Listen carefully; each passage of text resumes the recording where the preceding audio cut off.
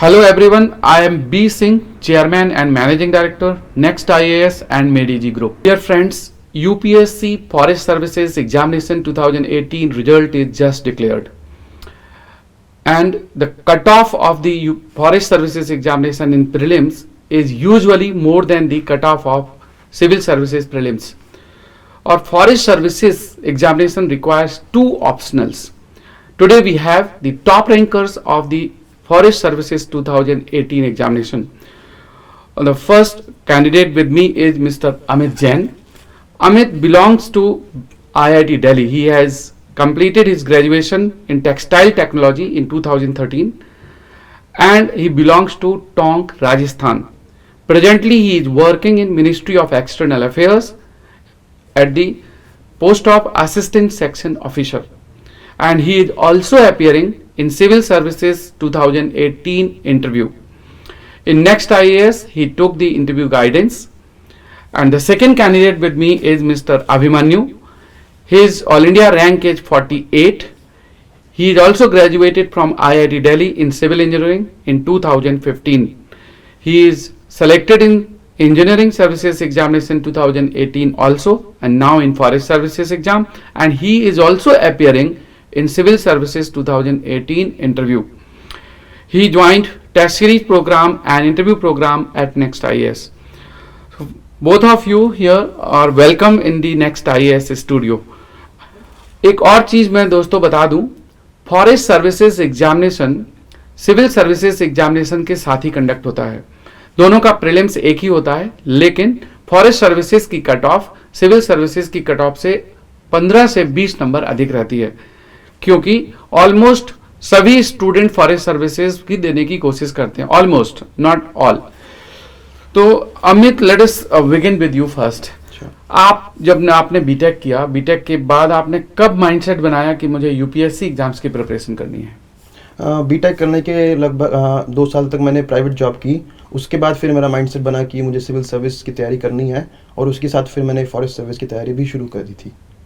Okay, तो civil services और forest services दोनों में ऑप्शनल तो अलग अलग रहा होगा आपका. हाँ. तो आपने 3 ऑप्शनल की एक तरह से तैयारी की, तो क्या आपको डिफिकल्टी फेस नहीं हुई, क्योंकि आपका मेंस लगभग एक ही ड्यूरेशन में होता है? हाँ, डिफिकल्टी तो होती ही है, बट टाइम काफ़ी कम था, 1.5 महीना था इस बार 2018 में. ये इस बार अच्छा हो गया कि सिविल सर्विसेज के बाद फॉरेस्ट सर्विसेज के मेंस के लिए लगभग 1.5 मंथ का टाइम एक्स्ट्रा मिल गया.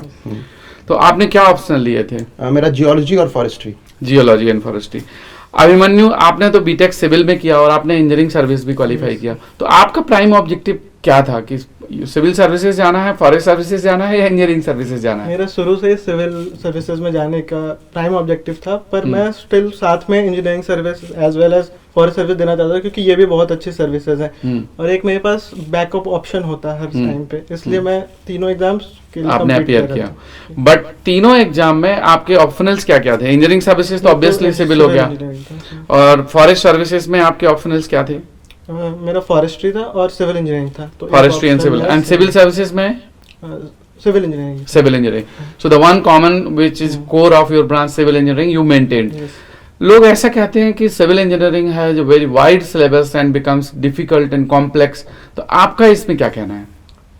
मैं भी एग्री करता हूँ इस चीज से कि थोड़ा सा वास्ट है सिलेबस और शुरू में थोड़ा टाइम लगता है, पर once you have covered the syllabus properly तो एक फिर कॉन्फिडेंस आ जाता है, और उसके बाद नेक्स्ट टाइम जब आप रिवाइज करते हो या दोबारा पढ़ते हो तो आपको टाइम ज़्यादा नहीं लगता है और आप अच्छा स्कोर कर सकते हो, काफ़ी अच्छा स्कोर कर सकते हैं हम इंजीनियरिंग में. एक अच्छी बात यह है कि ये सब्जेक्ट में ऑब्जेक्टिविटी है. अगर आपने अच्छा करके आए हो, आपने आंसर सही करे हैं, तो मार्क्स आपको अच्छे ही मिलेंगे. ये भी सही बात है. ये एक अच्छी बात है. दूसरी अच्छी बात यह है कि आपके पास एक बैकअप प्लान हमेशा रहता है कि आपका, जैसे आपने इंजीनियरिंग सर्विस भी लिख लिया, सिविल सर्विस भी लिख लिया और फॉरेस्ट सर्विसेज, अगर आपका कोई और ऑप्शनल होता तो प्रोबेबली आप इंजीनियरिंग सर्विसेज तो नहीं लिख पाते. ये सही बात है सर. एक्चुअली ये होता है कि आप इंजीनियरिंग सर्विस की भी तैयारी कर रहे हो तो एक तरह से आपका सिविल सर्विसेज की भी तैयारी हो ही रही है, तो एक कॉमन ऑप्शनल होने के चलते आप हर समय अलाइन रहती है आपकी प्रिपरेशन. राइट. अमित, आपका तो बिल्कुल एक डिफरेंट फील्ड था, टेक्सटाइल इंजीनियरिंग, और फिर आपने अपनी ब्रांच को ड्रॉप करके और बिल्कुल नए सब्जेक्ट्स ऑप्ट किए, तो आपने किस बेसिस पे ऑप्शनल को सेलेक्ट किया सिविल सर्विसेज के लिए? हाँ, बेसिस यही था कि पॉलिटिकल साइंस थोड़ा फेमिलियर सब्जेक्ट है। हमारे अराउंड जो करंट अफेयर्स होते हैं वो इसी के अराउंड रिवॉल्व करते हैं, तो मुझे लगा कि ये सब्जेक्ट काफ़ी पढ़ने में इंटरेस्टिंग भी होगा और इसके परफॉर्मेंस भी काफ़ी अच्छे आ रही थी उस समय। सिविल सर्विस में काफ़ी अच्छे लास्ट कुछ सालों में मार्क्स अच्छे आ रहे हैं, टॉप रैंकर्स आ रहे हैं, तो वो भी एक कारण और सिलेबस कहीं ना कहीं आपको जीएस में भी हेल्प कर जाता है या एसए पेपर में हेल्प कर जाता है। तो there are the multiple reasons on which you have to basically analyse yourself to select the optional paper. किसी के लिए बैकअप प्लान इंपॉर्टेंट होता है, अपना कोर सब्जेक्ट इंपॉर्टेंट होता है, किसी के लिए जीएस और दूसरे सब्जेक्ट में हेल्प कर जाए ये सब्जेक्ट इंपॉर्टेंट होता है। हम और बात करते हैं कि प्रीलिम्स की जब आपने प्रिपरेशन की, because this is now days difficult task, ज्यादातर स्टूडेंट्स इसी बात से मुश्किल में पड़े रहते हैं क्योंकि प्रीलिम्स क्लियर होगा कि नहीं। तो प्रीलिम्स की प्रिपरेशन कैसी करनी चाहिए, पहले आप अमित आप अपना व्यू बताइए। क्योंकि लास्ट 1-2 साल से थोड़ा प्रीलिम्स बहुत डाइसी हो गया है, पैटर्न काफ़ी ब्रेक हो चुका है, तो मेरे हिसाब से प्रीलिम्स की हमको बहुत ही होलसम प्रिपरेशन करने की रिक्वायरमेंट है। कोई भी सेक्शन ऐसा नहीं है जिसको हम छोड़ के जा सकते हैं। तो जो यूजुअल सेक्शंस हैं, पॉलिटी, मॉडर्न हिस्ट्री, ज्योग्राफी, ये कुछ स्कोरिंग सेक्शंस हैं आई बिलीव, जिनमें हमको स्कोर करना बहुत ही इंपॉर्टेंट है। आप अभिमन्यु इनमें कौन से एरियाज में कौन सी बुक रिकमेंड करते हैं कि जैसे जो मेन एरिया है प्रीलिम्स पॉइंट ऑफ व्यू से, सोर्स ऑफ स्टडी क्या होना चाहिए? मुझे लगता है कि जैसे अलग अलग सेक्शन से आर्ट एंड कल्चर हो गया, मॉडर्न हिस्ट्री हो गया, तो आर्ट एंड कल्चर के लिए तो मुझे लगता है सीसीआरटी की वेबसाइट एक जो होती है वो मैंने अच्छे से फॉलो किया था। राइट। उसके अलावा तमिलनाडु की एनसीईआरटी, तमिलनाडु की जो स्टेट की बुक होती है टेक्स्ट बुक, अच्छा। वो मैंने अच्छे से की थी, हिस्ट्री की, एंशिएंट हिस्ट्री और मेडिवल हिस्ट्री, उसमें काफ़ी आर्ट एंड कल्चर वाला पोर्शन कवर होता है। मॉडर्न इंडियन हिस्ट्री के लिए तो मैंने स्पेक्ट्रम फॉलो किया था काफ़ी अच्छे से। ऑलराइट। तो आपने बेसिकली टेक्स्ट बुक पे ज़्यादा फोकस रखा और जिस पर्टिकुलर टॉपिक के लिए जो बुक अच्छी है वो कस्टमाइज बुक आपने पढ़ी। हाँ, स्टैंडर्ड बुक्स जो होती हैं वो। राइट। आजकल जो करंट अफेयर्स को लेकर के स्टूडेंट्स काफ़ी डाइसी रहते हैं क्योंकि उनको पता नहीं लगता कि कौन सा एरिया कहाँ से पूछ लेंगे, और ज़्यादातर लोग अब करंट अफेयर्स को पढ़ने में बहुत सारा समय वेस्ट करते हैं और बहुत सारी वेबसाइट, बहुत सारे सोर्सेज ऑफ स्टडी रेफर करते हैं। तो आपका क्या मानना है कि कितना रेफर करना चाहिए? क्योंकि करंट अफेयर्स का पोर्शन काफ़ी बढ़ गया है इस बार प्रीलिम्स में पिछले 1-2 सालों में, तो करंट अफेयर बहुत ही इंपॉर्टेंट सेक्शन बन चुका है। तो मेरे अकॉर्डिंग एक न्यूज़पेपर और 1-2 कोचिंग की बुकलेट्स आप पढ़ें और उन्हीं को बार बार रिवाइज करें, जिससे काफ़ी हेल्प मिलेगी। तो बेस्ट न्यूज़पेपर आप कौन सा आप रिकमेंड करते हैं? मैंने अपनी 3 साल की प्रिपरेशन में द हिंदू ही पढ़ा है। हिंदू ही पढ़ा है। मैंने द हिंदू और इंडियन एक्सप्रेस दोनों ही। इंडियन एक्सप्रेस और हिंदू, वेरी गुड। फिर इसके बाद जब प्रीलिम्स हो गया, जैसे कि अभी भी हमने बात की थी कि नॉर्मली फॉरेस्ट सर्विसेज का कट ऑफ अधिक होता है 15 to 20 मार्क्स, तो अप्रोक्सीमेट कट ऑफ क्या आप लोग एक्सपेक्ट करते हैं? अभी तो हालांकि मार्क्स आए नहीं है, बट अप्रोक्सीमेट क्या आप एक्सपेक्ट करते हैं कि कितना गया होगा प्रीलिम्स का कट ऑफ फॉरेस्ट सर्विस में और सिविल सर्विसेज में?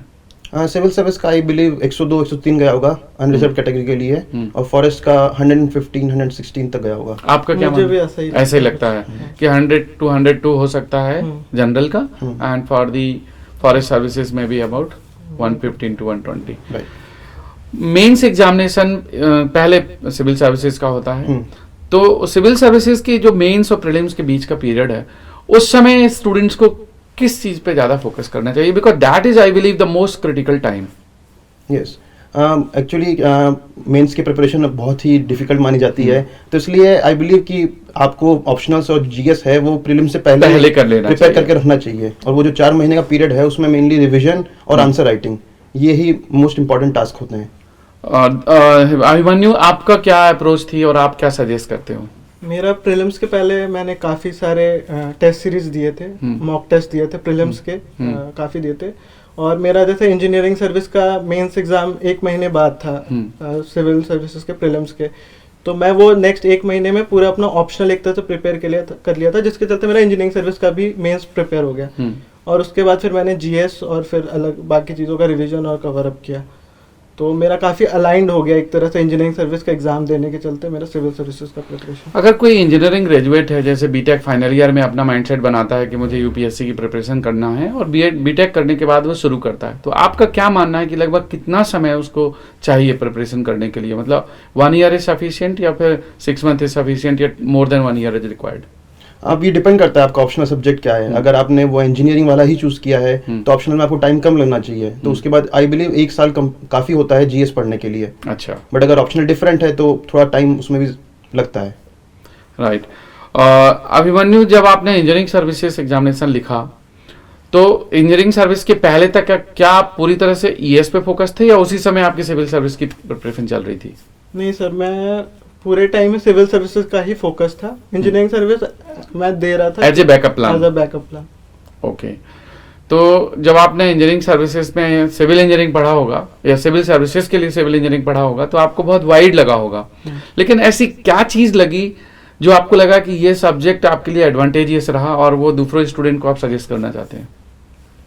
मुझे शुरू में मैं बहुत कॉन्फिडेंट नहीं था सिविल इंजीनियरिंग के ऑप्शनल लेने के लिए, पर स्टिल मैंने परसिस्ट किया। मुझे लगा कि मैं कर सकता हूँ इसको अच्छे, और मैंने देखा कि मेरा एक fellow batchmate Awadhesh Meena 32 rank, उसने काफी अच्छा स्कोर किया और उसके काफी अच्छे रैंक आई thanks to his optional that he took. उसका तो 356 स्कोर था, तो वो एक मोटिवेशन मिला और रोल मॉडल टाइप ही था कि ये ला सकता तो फिर मैं भी ला सकता। और वो आपका बैचमेट भी था मेरे साथ का, हॉस्टल का था, तो फिर इसलिए मैंने ये। तो इंजीनियरिंग और साइंस सब्जेक्ट में एक खूबी है कि अगर आपके कॉन्सेप्ट बहुत अच्छे हैं और आप गलतियां ना करें एग्जाम में, एग्जामिनेशन मैनेजमेंट अच्छा कर लें तो काफी अच्छा स्कोर कर सकते हैं आप, एक्सेप्शनली हाई स्कोर कर सकते हैं। जैसे अवधेश मीना की इन्होंने बात की 356 आउट ऑफ 500, और इस बार हमने मैथमेटिक्स में देखा है 2017 के रिजल्ट में कि मैथ्स में भी लोगों के मार्क्स बहुत अच्छे थे, एक्सेप्शनल थे, जो कि ह्यूमैनिटी सब्जेक्ट्स में नहीं हो पाए। तो दोनों ह्यूमैनिटी और साइंस के जो सब्जेक्ट्स हैं अपने अपने एडवांटेजेस और डिसएडवांटेजेस हैं। कई बार इंजीनियरिंग और साइंस सब्जेक्ट थोड़ा लेंदी होते हैं, सिलेबस ज़्यादा होता है, पढ़ना ज़्यादा पड़ता है, प्रैक्टिस ज़्यादा करनी पड़ती है, लेकिन उनमें ऑब्जेक्टिविटी होती है, मार्क्स स्कोर अच्छे भी कर सकते हैं। और ह्यूमैनिटी सब्जेक्ट्स के एडवांटेज ये होते हैं कि अगर आपकी राइटिंग स्किल अच्छी है तो ये सब्जेक्ट कहीं ना कहीं आपको जीएस में या फिर ऐसे पेपर में हेल्प कर देगा। सिलेबस भी थोड़ा कंसाइज होता है और कम समय में इसको तैयार किया जा सकता है। तो ये दोनों के प्रोज एंड कॉन्स हैं, बट डिपेंड ये करता है कि आपका जो अप्रोच है या प्रिपरेशन मेथड है वो कैसा है और आपका बैकग्राउंड क्या है। आपने अब जैसे इनका टेक्सटाइल इंजीनियरिंग था या टेक्सटाइल टेक्नोलॉजी था, textile technology was not this part of the optional, तो इसलिए इनको फिर ऑप्शनल दूसरा लेना ही था। राइट। अब फॉरेस्ट सर्विसेज में आते हैं, आप दोनों ने दूसरा ऑप्शनल अपना फॉरेस्ट्री रखा और पहला ऑप्शनल आपने जियोलॉजी रखा और आपने तो सिविल ही रखा। तो फॉरेस्ट्री को चूज करने का क्या रीजन था और फॉरेस्ट्री आपने कैसे पढ़ा और कितने समय में फॉरेस्ट्री को तैयार कर सकते हैं? फॉरेस्ट्री चूज करने का रीज़न ये था कि चूंकि इंडियन फॉरेस्ट सर्विस है तो जो हम सिलेक्शन होने के बाद जो काम करेंगे उसकी बेसिक नॉलेज हमको मिल जाती है फॉरेस्ट्री लेने से। सिलेबस भी काफ़ी इसका कंसाइज है, तो 15-20 डेज में कवर किया जा सकता है, तो यही कारण थे फॉरेस्ट्री लेने का। और सोर्स की जहाँ तक बात करें तो एक बुक है मणिकंदन एंड प्रभु, वो ही बाइबल मानी जाती है फॉरेस्ट्री की, तो एक ही बुक काफ़ी, ज़्यादातर लोग वही फॉलो करते हैं।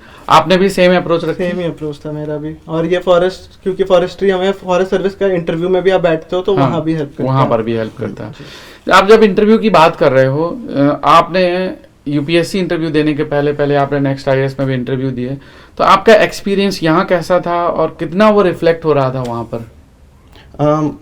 मेरा एक्सपीरियंस काफ़ी अच्छा रहा। मेरा जो नेक्स्ट आईएएस में इंटरव्यू था, 3-4 क्वेश्चन डायरेक्टली मेरे एक्चुअल इंटरव्यू में भी आ गए, वो रिफ्लेक्ट हो गए। बिल्कुल, तो उसकी मेरी काफ़ी अच्छी प्रिपरेशन थी, उनका मैं आंसर अच्छी तरह दे पाया। बाकी जो फीडबैक मिला मुझे यहाँ पैनल से, उसको मैंने वहाँ पे इनकॉर्पोरेट किया अपने इंटरव्यू में, और आई बिलीव कि मेरी सक्सेस के पीछे ये भी एक बहुत बड़ा रीज़न था। तो आप एक्सपेक्ट करते हैं कि इंटरव्यू स्कोर आपका अच्छा रहा होगा? हाँ। आपका अभिमन्यु कैसा था एक्सपीरियंस? काफ़ी अच्छा था। बोर्ड हमारे पूरे 5 मेंबर्स प्रॉपर बोर्ड यहाँ बैठते हैं और काफ़ी क्वेश्चंस का अच्छा स्टैंडर्ड था। सिचुएशनल बेस्ड क्वेश्चन उन्होंने पूछा, तो उसके चलते आप मेंटली प्रिपेयर्ड हो जाते हो कि अगर यूपीएससी में कुछ नया सिचुएशनल क्वेश्चन भी आएगा तो आप अच्छे से आंसर कर पाओ। तो काफ़ी अच्छा फीडबैक भी था, जिसके चलते मैं अच्छा शायद हुआ होगा। तो आपने तो टेस्ट सीरीज भी यहाँ लिखी थी, तो टेस्ट सीरीज का आपका एक्सपीरियंस कैसा रहा? टेस्ट सीरीज काफ़ी अच्छा था। लेवल जो था मुझे सिमिलर सा लगा जो यहाँ के टेस्ट सीरीज का था सिविल इंजीनियरिंग का, और क्वेश्चन हम एक्सपेक्ट नहीं कर सकते कि सेम ही आए, बहुत डाइवर्सिटी रहती है एग्जाम में, होती है, पर काफ़ी मॉडरेट सा था, काफ़ी अच्छा सा था। तो दोस्तों ये तो एक पार्ट हो गया कि इन्होंने अपनी प्रिपरेशन कैसे की और क्या इनके सोर्स ऑफ स्टडी रहे। अब हम बात करते हैं कि इंटरव्यू में आपसे क्या क्या पूछा गया? मेरा इंटरव्यू मोस्टली मेरे डेफ पे ही चला। अच्छा। जो मेरी ब्रांच जो टेक्सटाइल टेक्नोलॉजी है और जो फॉरेस्ट सर्विस है, इनके बीच में जो इंटरेक्शन होता है, इसके ऊपर मेरा इंटरव्यू चला काफ़ी। अच्छा। अभिमन्यु, आपका इंटरव्यू किस चीज पर ज्यादा फोकस था? मेरा भी कुछ डैफ से रिलेटेड था और कुछ फॉरेस्ट से रिलेटेड क्वेश्चन भी पूछे गए थे मुझसे, जैसे डैफ में मेरे कुछ प्लेसेस थे, मेरे बर्थ प्लेस, होम स्टेट, उनसे काफी क्वेश्चन। मेरा नाम अभिमन्यु है तो मेरे नाम के पीछे भी काफी वो महाभारत से रिलेटेड चीजें वो पूछने चले गए, बैकग्राउंड पे चले गए। और कुछ एक दो फॉरेस्ट के भी काफी क्वेश्चन पूछे गए related to environment and forest. कोई ऐसे सवाल जो आपने आंसर न कर पाए हो, बहुत डिफिकल्ट लगे हो, कुछ आप बताना चाहें? मोस्टली आंसर तो कर ही दिया था, कुछ फैक्चुअल क्वेश्चंस थे जिनका आंसर मैं नहीं कर पा रहा था। और यूजुअली ये ओपिनियन बेस्ड ज्यादा थे या फैक्चुअल ज्यादा थे या करंट बेस्ड क्वेश्चंस ज्यादा थे? काफी डिस्क्रिप्टिव क्वेश्चन था। जैसे मुझसे पूछा गया कि मेरा बिहार होम स्टेट है, तो उन्होंने पूछा कि बिहार का क्या कल्चरल और हिस्टोरिकल सिग्निफिकेंस रहा है पास्ट में, तो मैंने उन्हें बताया। तो फिर उसके बाद उन्हें काउंटर क्वेश्चन किया गया, तो ऐसा क्या हो गया बिहार के साथ कि वो अभी इस स्थिति में है जहाँ पे हम उसे एक बीमारू स्टेट बोलते हैं, ऐसा क्वेश्चन पूछा गया। और मैंने उसका काफी अच्छा आंसर दिया, डिस्क्रिप्टिव आंसर। अमित, अगर हम फॉरेस्ट सर्विसेज और सिविल सर्विसेज मेंस में डिफरेंशिएट करें कि डिफरेंट क्या था, दोनों की अप्रोच कैसे डिफरेंट थी, तो आप क्या बताएंगे उसमें? सिविल सर्विस मेंस में जीएस का पोर्शन काफ़ी सारा होता है और ऑप्शनल काफ़ी लिमिटेड होता है, बट फॉरेस्ट सर्विस में मेन जो पोर्शन है वो ऑप्शनल्स का होता है और एक इंग्लिश का पेपर भी इंट्रोड्यूस होता है इसमें। ये तो स्ट्रक्चरल डिफरेंस हो गया। हाँ। मैं जानना चाहता हूँ कि जो जैसे जीएस के ही पेपर हैं, क्वेश्चंस हैं, तो लेवल ऑफ क्वेश्चंस की जो डिफिकल्टी लेवल में क्या डिफरेंस है? सिविल सर्विस में काफ़ी ओपिनियन बेस्ड सवाल आते हैं जिसमें प्रोज एंड कॉन्स पूछे जाते हैं, बट फॉरेस्ट सर्विस में काफ़ी फैक्चुअल बेस्ड सवाल आते हैं और साइंस एंड टेक्नोलॉजी जो सेक्शन है उसका काफ़ी ज़्यादा वेटेज रहता है। अभिमन्यु, अब क्योंकि क्यू कैब मिलता है क्वेश्चन का आंसर बुकलेट सीरीज और उसमें टाइम और स्पेस दोनों कंस्ट्रेंट होता है, तो स्टूडेंट के पास बहुत ज़्यादा स्कोप नहीं होता कि बहुत ज़्यादा चीज़ें लिख सके, तो कम समय में इम्पॉर्टेंट चीज़ें लिखने के लिए क्या अप्रोच होनी चाहिए?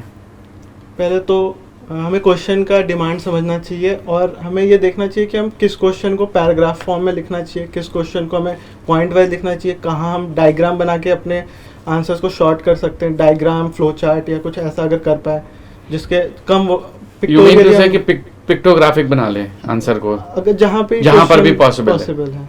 राइट। अब लास्ट क्वेश्चन मेरा ये है कि आप अगर अपने जो जूनियर्स हैं, जो अभी एस्पिरेंट्स हैं, प्रिपरेशन कर रहे हैं, उनके लिए कोई अगर मैसेज देना चाहें कि आपको पढ़ाई कैसे करना चाहिए, घर में या रूम में रह करके आप कितना समय पढ़ाई में डिवोट करो, आंसर राइटिंग कहाँ से करो, तो आप क्या कहना चाहेंगे?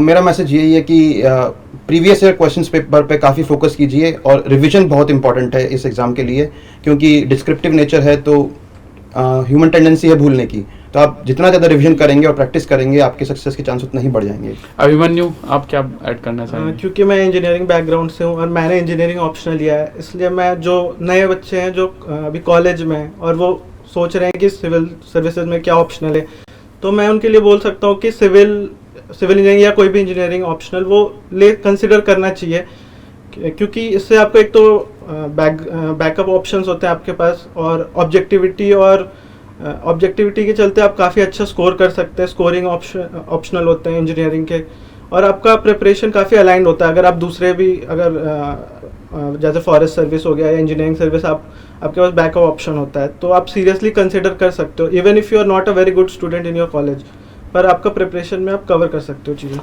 मैंने देखा है IIT दिल्ली में बहुत अच्छा इन्वायरमेंट है, क्योंकि सिविल सर्विसेज और इंजीनियरिंग सर्विस, फॉरेस्ट सर्विसेज में IIT दिल्ली के लड़के बहुत ज़्यादा सक्सीड करते हैं।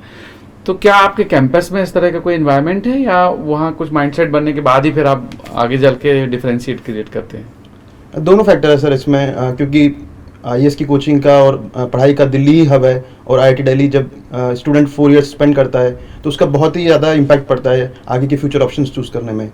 और माहौल तो बिल्कुल है ही सही IIT दिल्ली में, लाइब्रेरी में बच्चे रोल मॉडल मिलते हैं हमें कि हर साल निकलते हैं लोग। हर बैच से जब बच्चे सेलेक्ट होते हैं तो उनसे कहीं ना कहीं इंस्पिरेशन मिलता है, एक रोल मॉडल बनते हैं। तो दोस्तों, this was the discussion with respect to the forest services examination 2018 and also in combination with the civil services examination 2018. ये दोनों कैंडिडेट अमित जैन और Abhimanyu, they have been a brilliant student of their time and that shows in their result. and both of them are well placed now because इनका engineering service और forest services में हो चुका है, and he is already selected in forest services and already working in Ministry of External Affairs. So thank you very much for coming in the studio of Next IAS, and I wish you all the best. Keep growing, and we wish you best wishes for your civil services upcoming result of 2018. Thank you, sir. Thank you very much.